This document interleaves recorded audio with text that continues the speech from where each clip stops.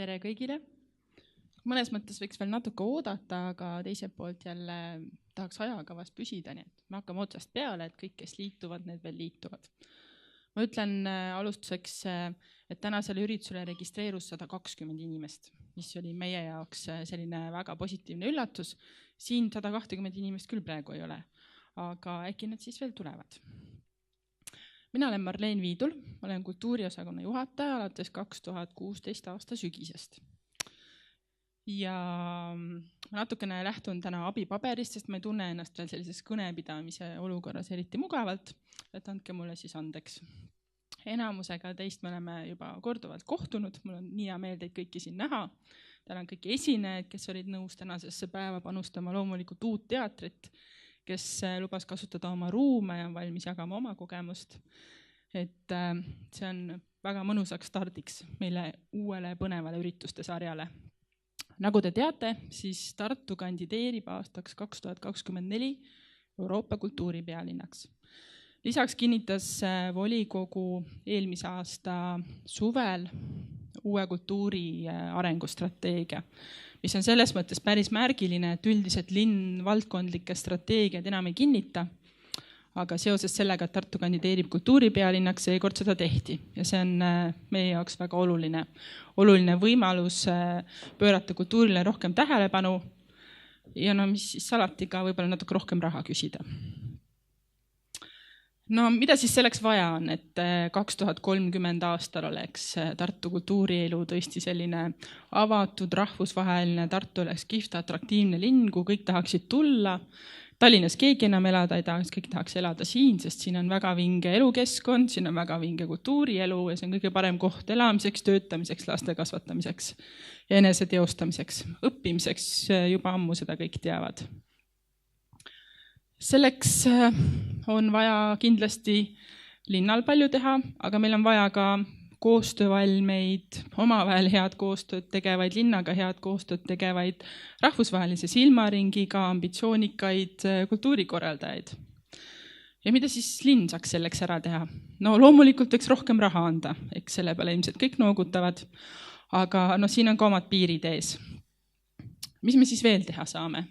Me saame eriti sellises olukorras, kus me peame arvestama, et hasartmängumaksu nõukogu ei ole, aktsiisirahad ei laeku.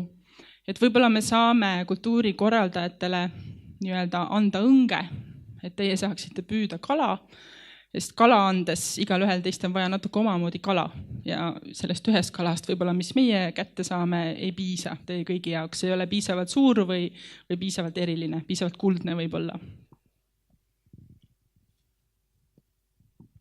Igatahes me loodame, et meie algatatud kultuurikompassi ürituste sari, mida oleme aktiivselt koostöös teinud meie kultuuripealinna meeskonnaga ja mis on üks kultuuripealinna eesmärkidest ja tegevustest ka, et sellest saab üks kihvt, oodatud ja tõepoolest teie jaoks väga kasulik ürituste sari.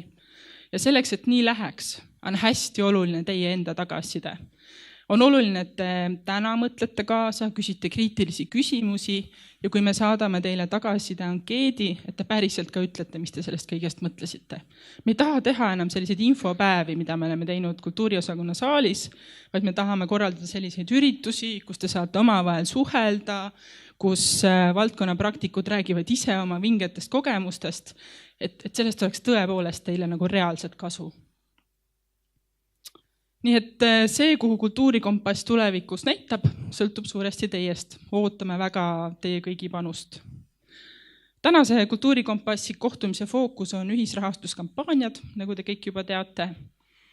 Esinejad tutvustavad mõningaid väga edukaid näiteid. Ma loodan, et see julgustab kõiki neid, kes veel ei ole proovinud ühisrahastuskampaaniaid seda proovima ja kõiki neid, kes on proovinud natuke, mõtleme suuremalt. Et täna meil on mõned väga kihtid näited selles osas. Ja kelle kogemusi me siis täna kuuleme?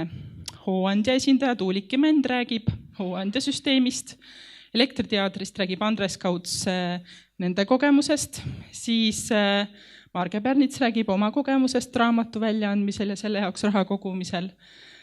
Kalle Paas räägib Sepa jalgpallikeskuse ühisrahastuskampaaniast, Raulo Reskin jagab uue teatri kogemust maja väljaostu kampaania korraldamisel ja brändistrateeg Jaan Naaber, kes on väga paljusid neid kampaaniaid nii-öelda sisu ja vormi poole pealt toetanud, räägib, kuidas nemad New Ways mõtlevad ja koostööpartnereid valivad ja mis neile tähtis on.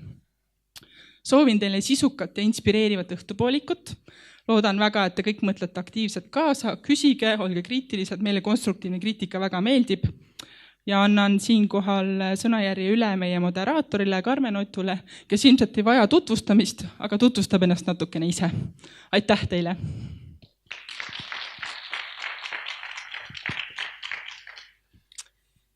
Aitäh ja tere kõigile ka minu poolt. Mina olen Karmen, mina viin läbi tänaseid paneeldiskussioone. Ma oskan enda kohta öelda, olen hariduselt ja ametilt erialalt kultuurikorraldaja. Olen Tartus päris mitmetes erinevates kultuuriprojektides kaasa löönud ja puutunud paaril korral ka ise ühisrahastusega kokku. Ja ka hetkel tegelikult löön kaasa ühe ühisrahastusprojekti elluviimisel.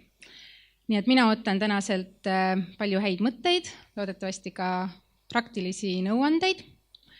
Ja väga loodan, et teie kõik mõtlete ka aktiivselt kaasa, küsite küsimusi, osalete ka selles paneeldiskussioonis ja et te kõik pärast seda nii-öelda ametlikku osa kohe minema ei jookse, jääte ka sellele foorumi osale, mis on tegelikult selline vabas vormis arutelu, kus saame mõtteid vahetada, toimub siin samas saalis. Aga ilma pikema jututa, ma annan nüüd sõna Tuulike Mänd Hooandjast.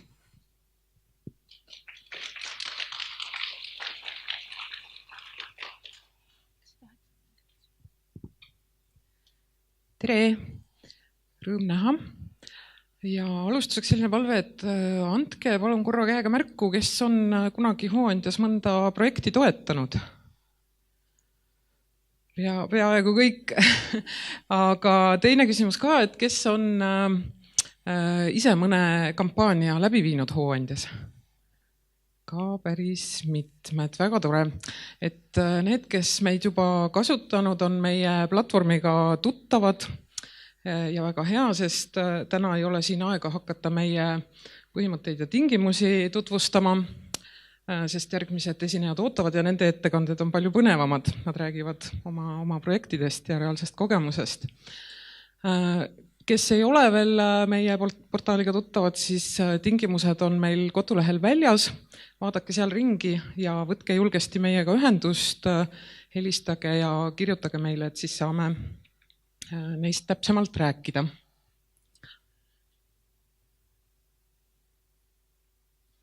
Hooandja.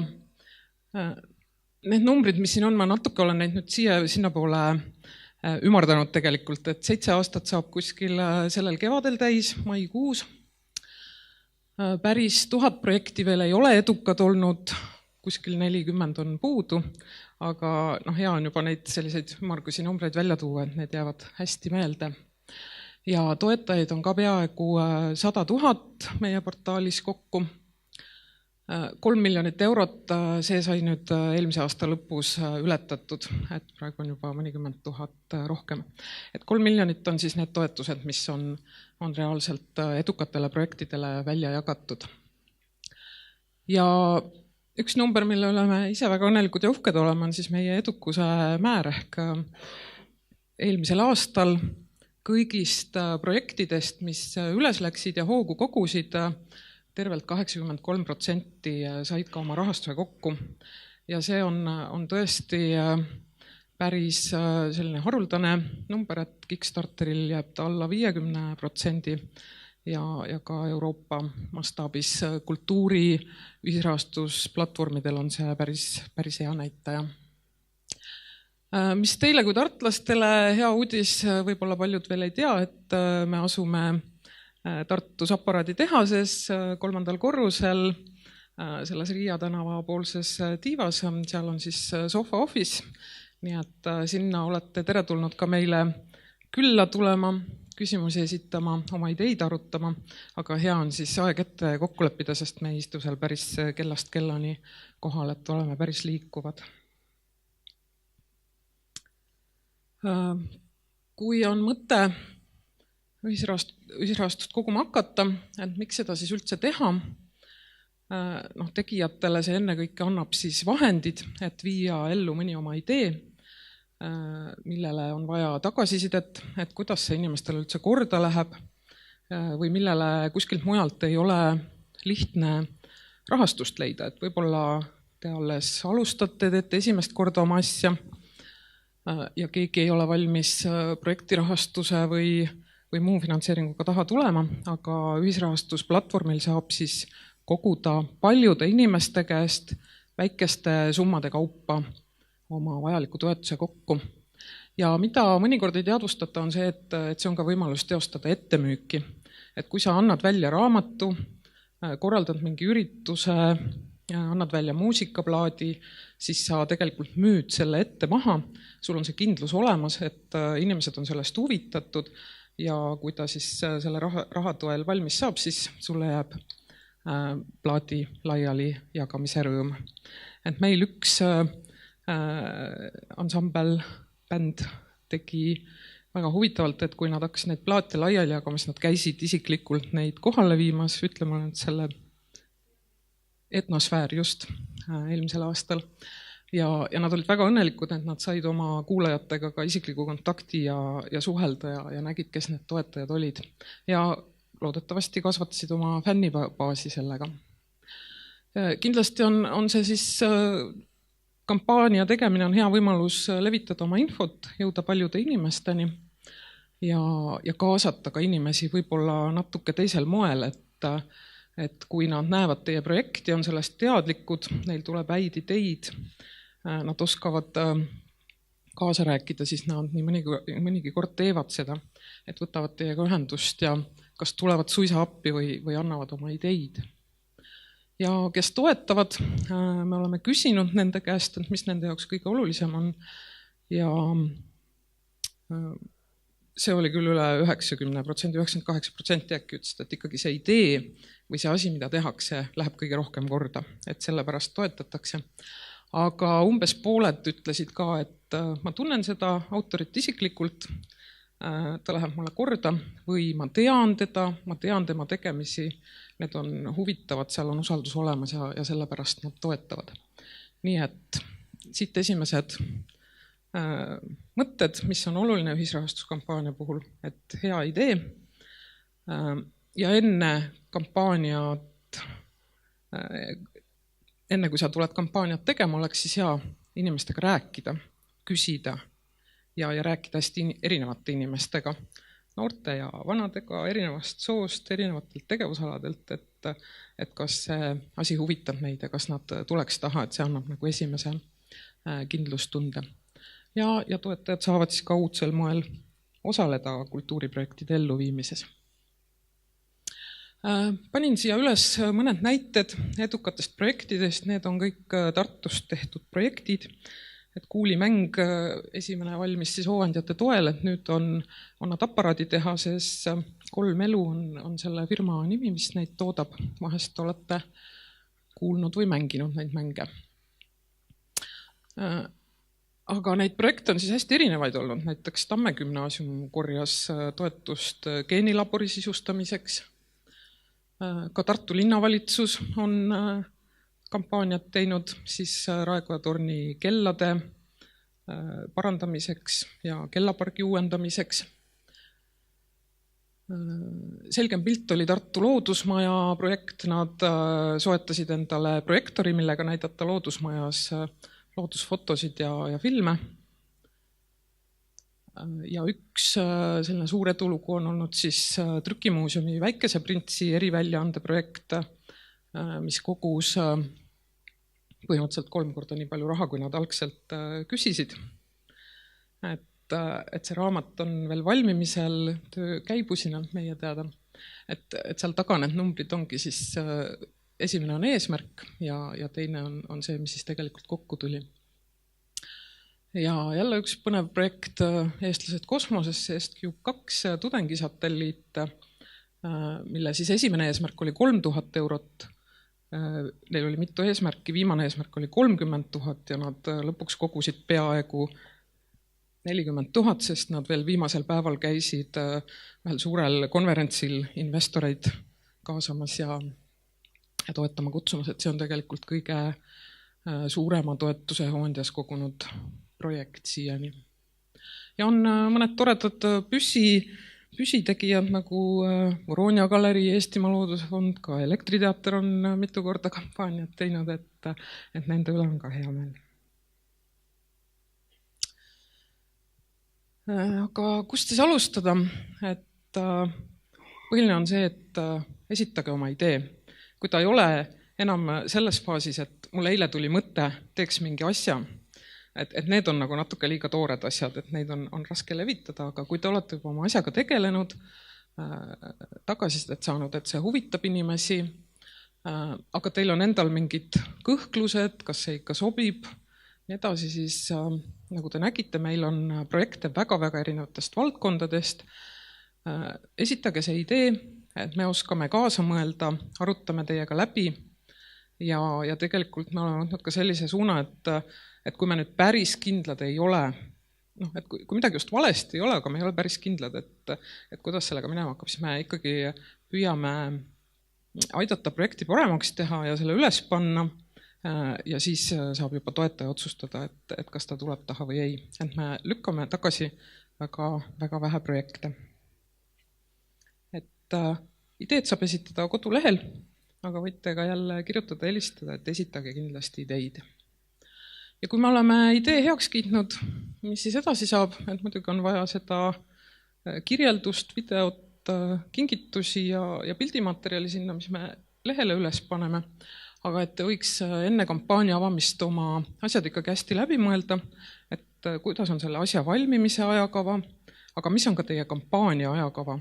Et üks oluline edufaktor on see, et te jõuaks oma materjalid ilusti ette valmistada, kampaania saaks piisavalt üleval olla, kui vaja, me oleme valmis pikendama, kui vähemalt pool toetusest on kokku kogunenud. Ja kui teil on mingi üritus tulemas, esitlus või mis iganes, või teil on vaja need asjad laiali jagada, mis te olete teinud, siis võiks jääda piisavalt aega, et võtta toetajatega ühendust, enne kui see asi toimub. Kingitused võiks olla põnevad ja enamasti, kui midagi konkreetselt välja antakse, on see raamat, plaat, üritus, mis iganes asi, siis toetajad tulevad taha sellepärast, et nad tahavad seda asja endale saada. Et me alati üllatume, kui keegi näiteks teeb raamatut ja tal kingituste hulgas ei ole võimalust see raamat endale saada, et siis me soovitame see sinna lisada, sest just seda ju toetajad tahavad. Ja kingitustega ei tohi kitsi olla, et ühisrahastuse mõte on ikkagi see, et paljudelt inimestelt väikeste summade kaupa oma toetus kokku saada. Et kui seal kingitused algavad 50 või 100 eurost, siis tõenäoliselt ei tule toetajad taha. Ja siin pildi peal on üks tore võimalus, et selline üritus nagu Filmilindi festival on mitu korda toimunud Järva-Jaani vanatehnika varjupaigas ja seal kohapeal pandi siis selline tahvel välja hooandjate tänamiseks, et mina sattusin sinna hoopis ühe teise ürituse raames ja tegin kohe klõpsu ja olin rindel uhkust täis, et nii lahe.